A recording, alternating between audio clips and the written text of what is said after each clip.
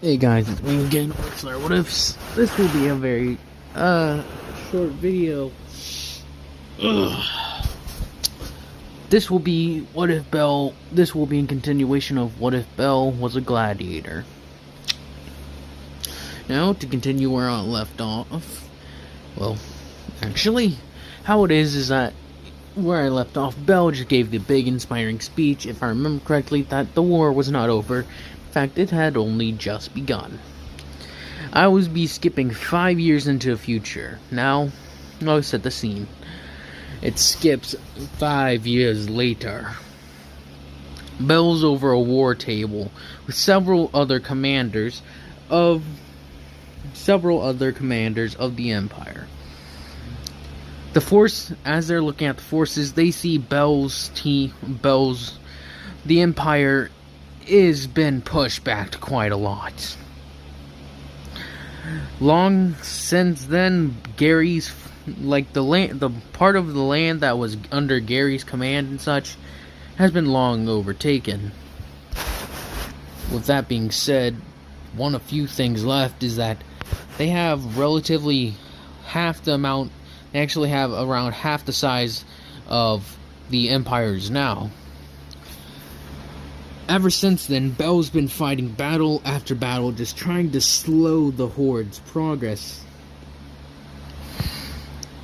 The Queen herself saying that Belle is to be put in command, since he's one of the last few commanders that have been actually fighting this war for a long period of time. He's like one of the top commanders. The war hounds have been elevated to an amazing status. They're still slaves. Surprising, I know, but they're still slaves. But their master is dead, except for Belle. Belle's the only one who is no longer a slave. All of them have accepted Belle as their master, quote unquote. They have formed what can only be said like a line. They're just barely holding this onslaught back. The ghouls have grown to have regained more of their numbers, and the tribesmen and barbarians, the wizards, they've all grown significantly more powerful. And now, as this is said, Belle and the commanders are like, what are we gonna do? And one of them's the Emperor, who was married to the Queen. The Emperor's like, come on, all you think, what can we do to slow them down? He's like, slow them down? That is correct. The Queen has ordered me to tell you that this is no longer about winning. This is about stopping them and slowing them down. Oh, what does that mean for us? Don't worry, we're not being abandoned. Not being abandoned, scaredy cats, as the others who are in front, they're like, of course not, she wouldn't abandon her husband, would she?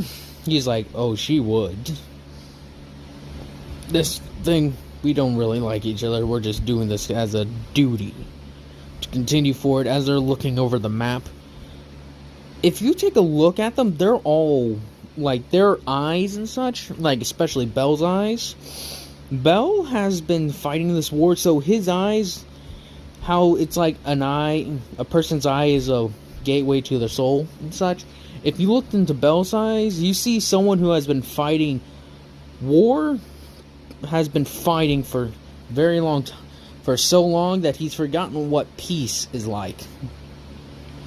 Well, not what peace is like, but someone who looks very aged, and the war he's been fighting is a brutal one. The war hounds, like I said, are elevated to status, but, well, I'll continue forward. They're looking over the battle lines, they're like, oh, the sector is getting weak, we need to transfer these people to here. They're like, we can't do that, otherwise this along here will crumble. They're keeping their personal legions and reserves and such to act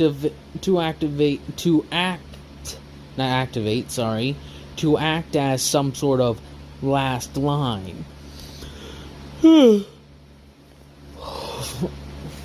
As this is happening, like all their warriors and such are surrounding this like little commander's tent. They've set up crude fortresses and such, and the queen is working on a thing. And I'll say a neighboring kingdom is coming into interest of, because they fear that if they don't stop it, this scourge, as they would call it, may come and try to consume them. Now, this kingdom isn't one for slaves and such, and they've had conflicts before with the Empire about slaves, but they decide to withhold them until they can get this situation under control. That being said, the Empress is negotiating terms and such. That being said, Bell is saying, he's mainly quiet. His armor, at the moment, his armor is like that of a commander. He still has the Drake skin, but his thing has his armor's just been upgraded. He's been given a new set of armor as a thing of his command.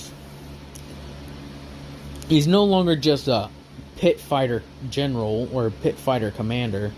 He's a legitimate general in the Empire's armies. Like I said, he's one of the last ones that could even be considered a general.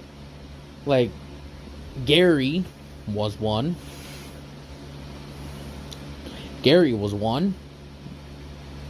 So when he died, it was like a discussion amongst lords and such who would get it. The queen pretty much said, any of the lords that were alive or who were fighting during that whole campaign in the beginning are dead.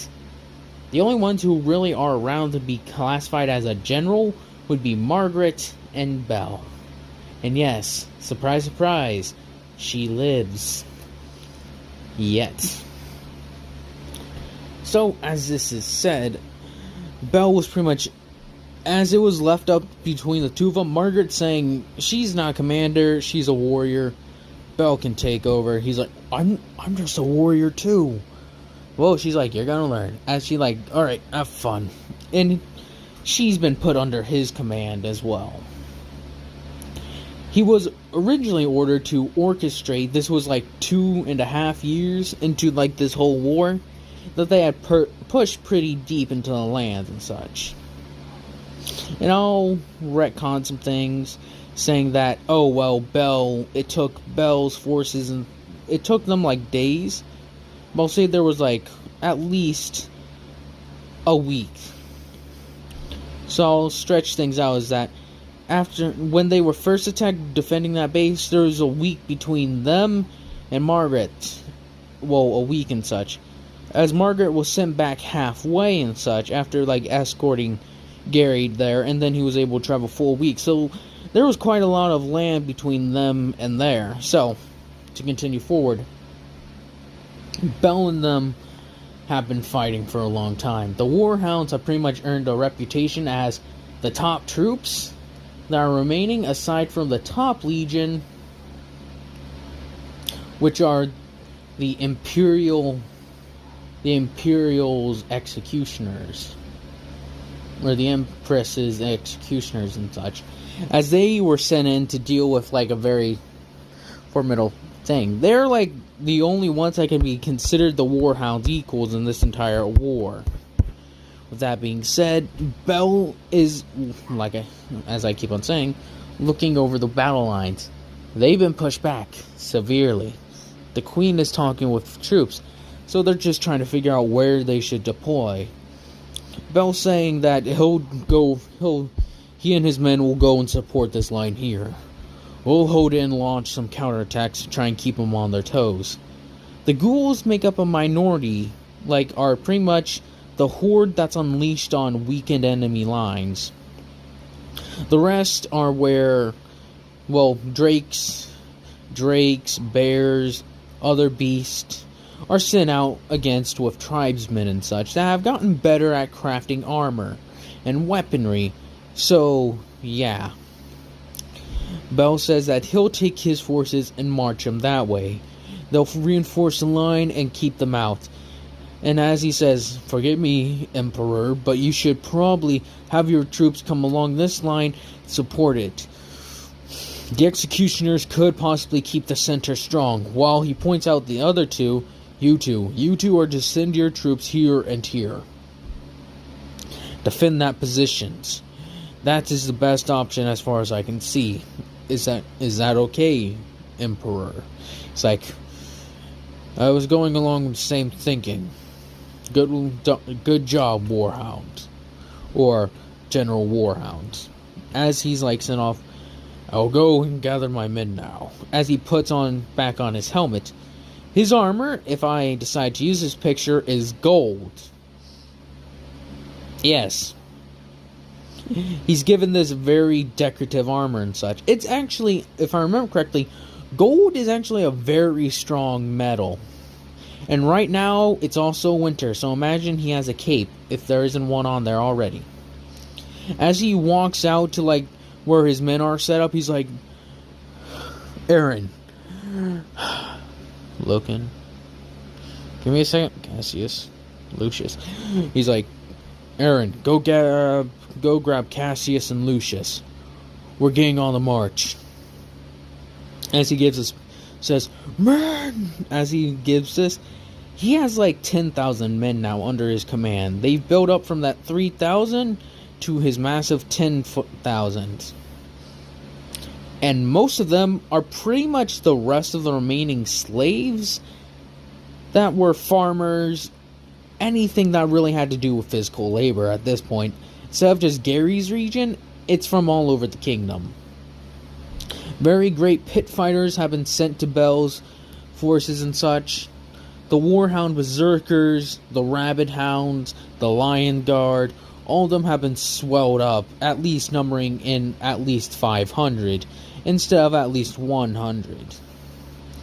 With, as I would say, the Nephilim, which was the Blood Angels,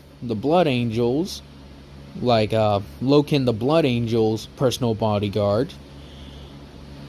The ones who fought underneath them, and the ones who were like closest to him when he was alive, have been formed into a special task force known as the Angel's Vengeance.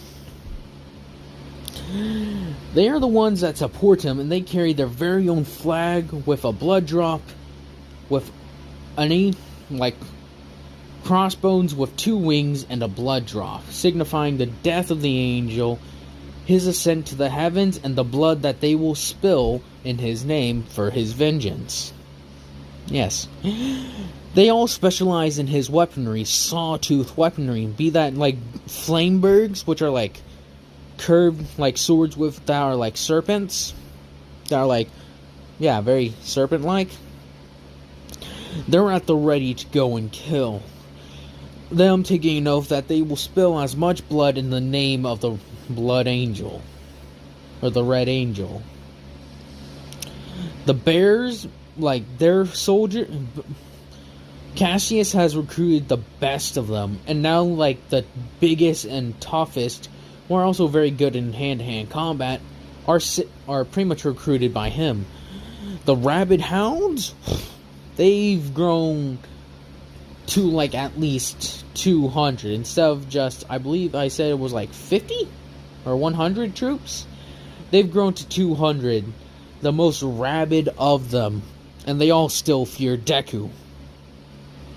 The Lion's Guard has become more, well, they're the same as they were before, very professional with spears and shields, with Aaron's big great axe. Bell's Rabid Hounds are like, they're always at his side, ready to be let off the chain, as some would say, that they're the personal hounds, they're the personal bodyguard of the Warhounds. Even when they go into a berserk fury, they know not to mess with their master. As this is said, I'll give you a quick update. Essentially,